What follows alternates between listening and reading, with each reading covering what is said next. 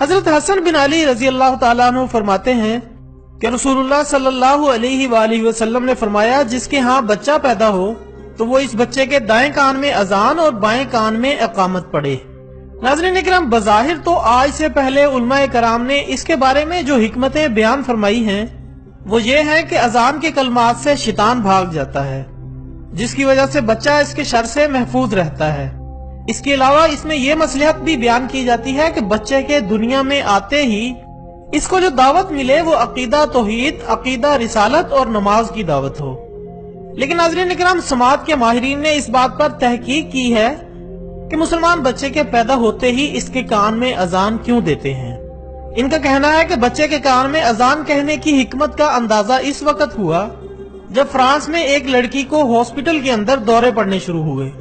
وہ اپنی ریسرچ میں مزید لکھتا ہے کہ جب اس لڑکی کو دورہ پڑتا تو وہ جرمن زبان میں بعض مذہبی دعائیں پڑھنا شروع کر دیتی۔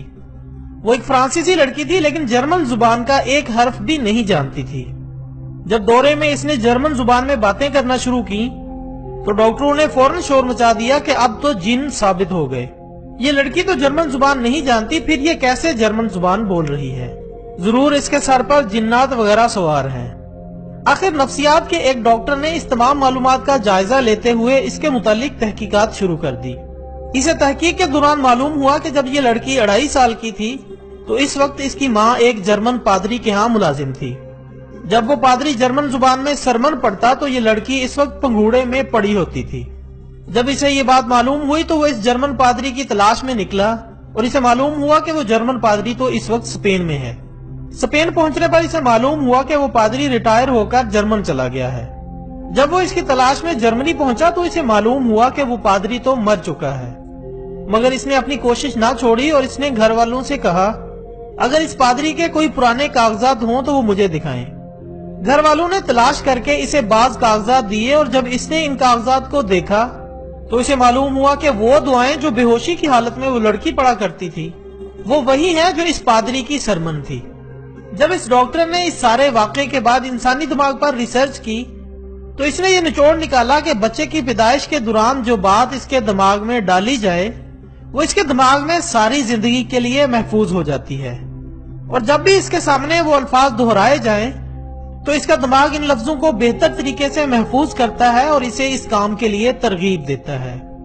اور یہی وجہ ہے کہ رسول اللہ صلی اللہ علیہ وآلہ وسلم نے فرمایا کہ جب کسی مسلمان کے گھر میں بچہ پیدا ہو تو فوراً اس کے ایک کان میں اذان اور دوسرے کان میں اقامت کہو۔ خواتین و حضرات، یورپ کے ماہرین نے تو آج معلوم کیا ہے کہ انسانی دماغ میں سالہ سال کی پرانی چیزیں محفوظ رہتی ہیں، مگر ہمارے پیارے نبی حضرت محمد صلی اللہ علیہ وآلہ وسلم نے آج سے 1400 سال پہلے اس نقطے کی طرف توجہ دلائی اور فرمایا کہ بچے کے پیدا ہوتے ہی تم اس کے کان میں اذان کہو، کیونکہ اب وہ دنیا میں آ گیا ہے اور اس کا دماغ اس قابل ہے کہ وہ تمہاری باتوں کو محفوظ رکھے۔ ناظرین اکرام، اگر آپ کے ذہن میں بچے کے کان میں اذان دینے کی اس کے علاوہ اور بھی کوئی حکمت ہے تو کمنٹس کی صورت میں ضرور بتائیے گا تاکہ ہمارے ساتھ ساتھ دوسرے لوگوں کی بھی اصلاح ہو سکے۔ ویڈیو اچھی لگنے کی صورت میں اسے لائک اور شیئر ضرور کریں۔ مزید اچھی ویڈیوز کے لیے آپ ہمارے چینل کو بھی سبسکرائب کر لیں۔ آج کے لیے بس اتنا ہی، کل ملتے ہیں ایک نئے ٹاپک کے ساتھ، تب تک کے لیے اجازت دیجیے گا۔ اپنا دوستوں، رشتہ داروں اور